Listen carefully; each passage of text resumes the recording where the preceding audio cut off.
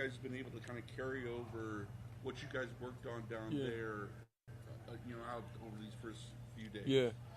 Any rep at any point in time. The Cleveland sports media walked into the facility today armed with a very specific, highly calculated agenda. They wanted chaos. They wanted to stick a microphone in front of a young quarterback and trick him into delivering a viral, controversial soundbite about his ongoing war with a highly paid veteran. They set the ultimate trap, completely expecting Shedeur Sanders to slip up and feed the quarterback controversy machine. Instead, they got absolutely humiliated. Sanders didn't just dodge their questions. He completely dismantled their entire narrative on live television, delivering a terrifyingly focused, icy masterclass in psychological dominance.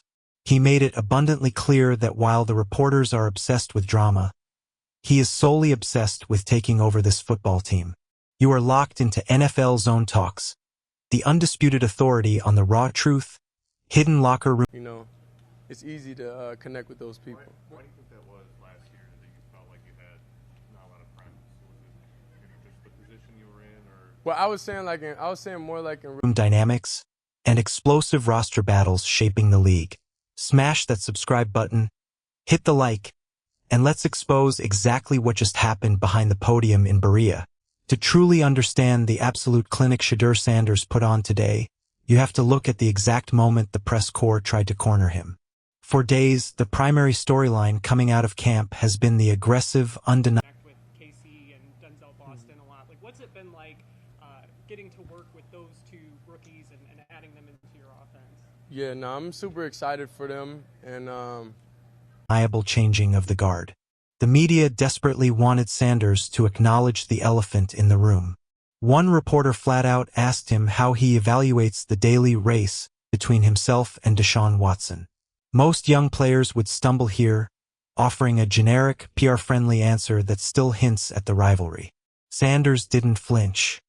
He instantly cut the reporter off, staring a hole right through the media scrum, and coldly stated that he has answered this exact question 1,000 times. He explicitly told the press that the quarterback battle is something they care about, not him. It was a brutal, completely unbothered brush-off. I mean, they were not in OTAs or minicamp, so how have they kind of maybe brought up the intensity on that side of the ball for you guys to go against? I would say, of course, they're great players. He completely stripped the media of their power, refusing to validate the existence of a competition. In his mind, there is no race. There is only his daily execution. While the media was busy crying over their ruined headlines, Sanders casually dropped massive, undeniable hints about the lethal offensive chemistry currently brewing on the practice. Screaming for your name, like you had fans from the youngest being like a baby to the oldest fan that you had. What's it like having that support from Cleveland year two? It feels amazing. But Field. He didn't want to talk about the depth chart, but he was incredibly eager to talk about his weapons. Sanders specifically highlighted the immediate, explosive impact of rookie wideouts Casey Concepcion and Denzel Boston. He didn't just offer standard praise. He actively validated them, stating that they have already proven they belong to the specific standard the franchise is building. When a young quarterback is rapidly accelerating his processing speed and making aggressive downfield throws, he needs receivers who operate on the exact same wavelength. The fact that Sanders is openly praising the rookies proves that the front office's draft strategy is paying massive dividends. He is actively building a young, violently athletic core that completely bypasses the veteran establishment. But an elite arm and explosive receivers mean absolutely nothing if the pocket collapses. I love the best about them. Like, they all just so different, and it's just a different vibe, a different atmosphere that we have here. Even interacting with each other, like coming to work every day, doing all this stuff. Like, it's exciting being able to. In 2 seconds, the Browns front office made massive, highly scrutinized moves to revamp the offensive line, bringing in entirely new personnel to protect the most important asset on the field. When asked about this rebuilt unit, Sanders revealed a massive, highly overlooked component of elite quarterback play: genuine brotherhood. He openly admitted that during the That's why I just spend every minute, every hour of my time really focused on being the best quarterback I could be and being the best leader for this team I could be. And that obviously translates because the more information I know, then the more comfortable I am as a person. Shedeur, Todd Monken talked the other day about cadences. Season, he actually missed the locker room environment. He spoke about the diverse, unique personalities along the offensive line and how completely aligned they are in their ultimate goal. This isn't just generic team-building fluff. When an offensive line genuinely respects their quarterback, when they hang out off the field and share a singular, unified vision, they block harder. They communicate faster. They refuse to let their guy take an unnecessary hit. Sanders is... I wouldn't say it's super surprising, I wouldn't say it's surprising. I think the work and everything that we put into us and just overall how life is going so far, I think that's just what comes with it, and I appreciate those relationships. And forget the kids, what about the parents that brought the kids? So that's a big sacrifice right there. So I think the parents... actively winning over the absolute heaviest, most influential men in the building. Perhaps the most shocking, revealing moment of the entire press conference came when a reporter tried to take Sanders on a nostalgic trip back to his college days. They asked him to compare his current offensive responsibilities and complex cadences to his time at Colorado. The media expected a fun, reminiscent quote about his legendary collegiate run. Instead, Sanders slammed the door shut with terrifying intensity. He bluntly stated that he doesn't even go down memory lane anymore.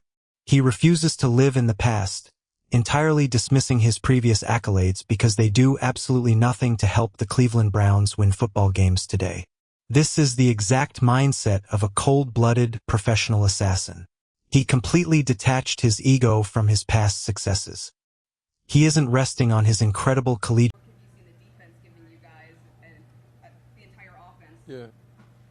We get great looks every day, and that's what I'm excited about going into the season, reviewing all the film from last year and mistakes I made, and just being able to recognize, have a better pre-snap, be able to recognize things. Resume. He operates as if he has absolutely everything to prove and zero time to waste looking backward. That intense, forward-looking obsession is exactly why Sanders is thriving against one of the most violent, aggressive defenses in the National Football League. The media correctly pointed out that the defense has been throwing incredibly complex, exotic looks at the young quarterback. The return of elite veterans like Denzel Ward and Grant Delpit has completely elevated the intensity of the practice sessions. But instead of sounding overwhelmed, Sanders sounded absolutely thrilled. He views the elite defense not as an obstacle, but as a hyper-advanced training simulator. He explicitly stated that going against these elite defensive minds forces him to drastically improve his pre-snap recognition and post-snap processing. He understands that iron sharpens iron. If he can effortlessly dissect a defensive secondary featuring Ward and Delpit in practice, the actual regular season opponents are going to feel like they are operating in slow motion. He is actively using the team's greatest strength to completely weaponize his own mind. You also cannot ignore get to our goal as a team. So it's like nothing matters to me if it is not helping us win. If it's not doing anything, it just don't make sense. Let me put it this way: perfecting all of his different cadences. How much of a challenge is that?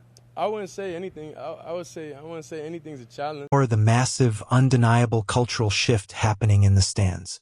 The reporters asked Sanders about the absolute frenzy of fans screaming his name, highlighting a massive crowd of kids completely obsessed with the young star. It was the perfect opportunity for an arrogant, self-serving quote. But Sanders immediately flipped the script, displaying a level of maturity that completely shocked the room. He briefly acknowledged the kids, but immediately shifted his focus to the parents.